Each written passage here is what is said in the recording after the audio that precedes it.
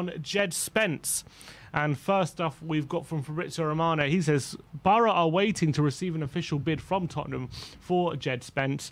Spurs are interested and have been since March.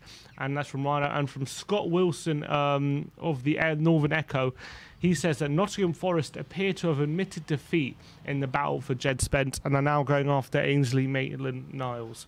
So it seems like... Poor Forest, now going for Maitland-Niles. Yeah, look, it seems as though... it seems clear to us that Tottenham have been the favourites for a while. Yep. We just haven't been able to get a satisfactory offer through the door, which Borough can agree on. Maybe they're asking for a bit too much, because Romano said a few days ago that Borough want a similar fee to that we're paying for Basuma, and obviously I think we want to pay like 15 million or so. So it does seem to be a bit of a gap, but hopefully there's enough wiggle room to get that deal done. Yeah, I think this one will get done.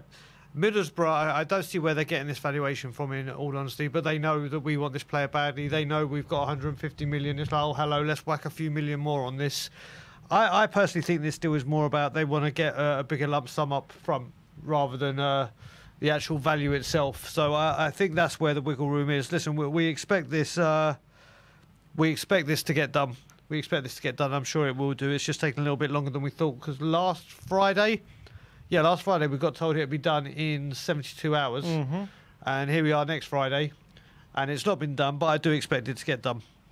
Yeah, it's been dragging on for quite a while, wasn't it? Now, on a supposed deal that isn't meant to be that much big of an outlay, or should be fairly simple to run. It has taken a while, but hopefully this gets done sooner rather than later. And there's another one I'm very excited about, and I think he could be a very good option at wing back. There's just a few question marks I have about his adaptability to the Premier League and stuff like that. Obviously, he's had a fantastic season, got Young Player of the Year in the Championship, and he had a brilliant performances in the FA Cup. But whether we can guarantee those performances will immediately translate to Premier League football is a big ask for a 21-year-old. But hopefully with the due diligence that we've done will be enough to suggest that he will be able to translate that. And physically, I do watch him sometimes. I think this league is too easy for him. Just breezes past people like they're not even there. So maybe there is something to that. But I don't know. It is just a bit of a question mark, isn't it? It is. And for me, as I've said to you before this week as well, this is the position that we just need to, excuse me, finally say we found the Kyle Walker replacement, and just shut the door and say, right, this is the right back going forward for the considerable future, because this has been a problematic position for a long time, and it just needs to get resolved. And hopefully Jed Spence has got all the capabilities and attributes that Conte wants and needs, and seen how he can improve him. And this could be the answer, but it's unknown, isn't it? Yeah, definitely. That's the problem, I guess, with signing a 21-year-old from the Championship. Those question marks will always be there until people are proven wrong. And the only way we'll know if he's ready for the Premier League is to him play in the Premier League, and that's the reality.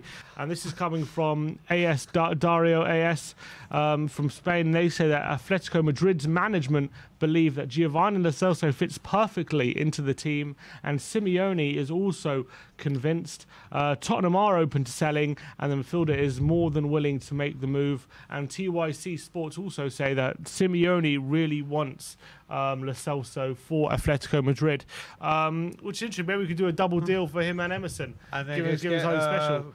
What's the player you said? I forgot his name. When you said Carrasco, yeah, maybe something like that. I definitely think we'll definitely be open to. Obviously, Villarreal, where he was plying this trade last year.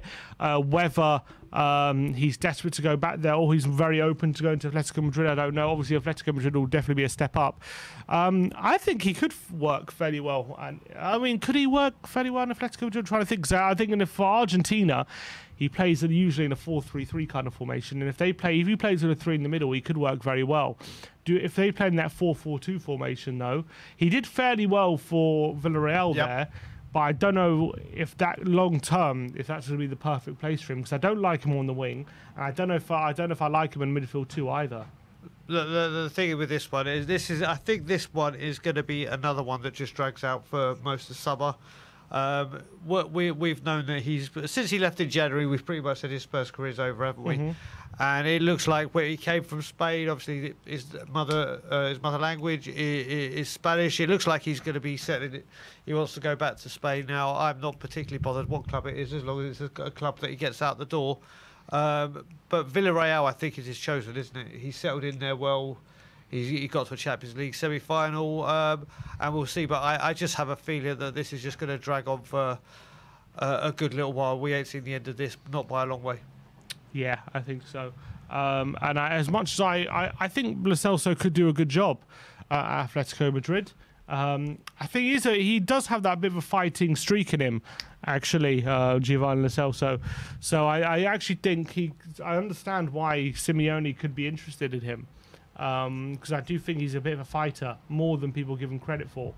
But obviously we won 30 million euros, so Atletico Madrid prepared to pay that. They obviously pay big money on the likes of João Felix and the like, so they've done it before. I mean, Thomas Lemar as well, they spent big money on. Hasn't really worked out when they have spent big money. So whether they can be convinced to splash out a bit on Lo Celso, you have to wait to be seen. But I mean, as well, he's Argentinian and Simeone's an Argentinian, isn't he? So maybe there's a link where he sees him for his country. What would you accept for him, Simeone? What would you accept? I think anywhere between 20 to 25 million. Yeah, exactly. That's fine. I think, and then just get rid. Exactly. Yeah, we all know if we're going to get rid of these surplus players, on some of them we're going to have to take a hit. Yeah. Whether it be minuscule or a hefty hit, but that's the nature of the beast. We made some bad buys, which we are now correcting big time. But if we need to have our wings clipped with fees because we bought badly, then so be it, just to get them out the door and off the wage bill. Yeah, I have to agree with that. So hopefully that's a deal that we can get done.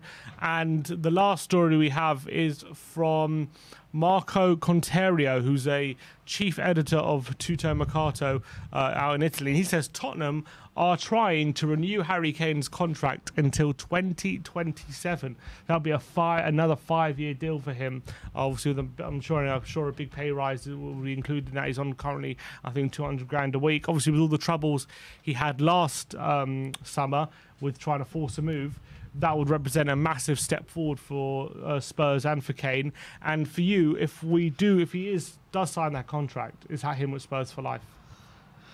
Where is he now? He's coming up to 30 now, isn't he? He'll be 29 in July. Yeah. 20, okay, so he's approaching 30. I think that'll be. I don't think it'll be him Spurs. I think he'll finish his Premier League career, obviously with Spurs. But I do see him go to the MLS at some point. I do see it, and I reckon if there's another contract that comes in, this one may have a get out clause at some point, like 3 or 4 years in case he can go to America or whatever it may be. But he after the trials and tribulations of last summer, to see Harry Kane fit and firing and ready, the appetite he's going to have at the start of the season to try and get to Jimmy Greaves' record as quickly as possible, which I think he'll do next season, no problem whatsoever. It's exciting times, and Kane signing a long-term contract would again send shockwaves down the Premier League. Yeah, and that would show real belief that Kane is at a club where he believes he can win things, because we know that that's what he's focused on. We know that he believes that's where he should be challenging for. And I think that would be unbelievable if we could actually get that deal done, considering where we were last year and where we were halfway through last season, when he was really struggling for performances and for motivation and stuff like that. That would be a massive change in 6 months' time, and that will be down to Conte and what he's done to the club to change the expectations, 100%. But I really hope that that's something that can be done this summer. I think that would be a fantastic deal for Tottenham, and also for Kane. I do think that if Kane does sign this contract, he is sealing his future at Tottenham for his Premier League career, I think. What do you reckon? If Kane does sign this one and this goes through, we won't be waiting long till we hear Conte has signed a longer extension? Because I think once we get that, that's the one where it's like, right, here we go. Things are going to happen at Spurs. He's here for a considerable or a longer time than we thought. That's what I think a lot of us are waiting to hear. If we see that he has signed on the dotted line, and I think Kane signing one, if this is to be true and to be close, then it can only be a huge positive step in the direction of hearing news from Conte. Yeah, definitely. And that hopefully that can also be something. In terms of Harry Kane, is it a case for you now? Forgive and forget. It's water under the bridge. Everything's fine now. So I put my cards on the table. You remember when I went to my first Spurs game with you, which was the Chelsea game, the day that the late great Jimmy Greaves passed away. I was appalled at his performance. I've seen Harry Kane play, obviously not as often as you live, but always seen passion, desire, commitment, running. And the first few games that I saw when I came back in September, it was missing from him. And because he is such a role model, I was so disappointed with him. But since the Liverpool game, he has been back to his. He's been back on his game. He's what's it called? He's directing play. He's running the show. His commitment, all the bad body language and everything I saw has disappeared. So it has definitely been forgiven. Definitely been forgotten. In my case, anyway. But I will put my hands up and say, unfortunately, I was one of the ones that gave him a very, very hard time. And as I've always said, I'll criticise when I believe people deserve to be criticised, and give them praise, whoever they are, when they deserve it. And yeah, Harry Kane deserves his contract. You got to remember, this season coming up, he's going to break the England scoring record and the Tottenham goal scoring record in the same season. He'll go down with Spurs, and he will be immortal. And long may he continue at Spurs, and the better plaudits will come. Yeah, let's hope we can get that done, and let's hope that Harry Kane will sign on that dotted line, and that'll be a fantastic deal for the club. And a long-term contract with big money. There'll hopefully be no reason for him to want to leave again. But do you reckon maybe if he does sign, there might be a release clause in it? Do you know what? Levy doesn't do release clauses, does he? I don't know if the way I want to say this, I don't think there'll be a release clause as in a fee. I reckon there may be a break, like let's say halfway or the fourth year of it, to say I can go to America or somewhere if I want to, as opposed to, right, if I get a fee in, you let me go. Because he'll be getting on in age, and that's what I think.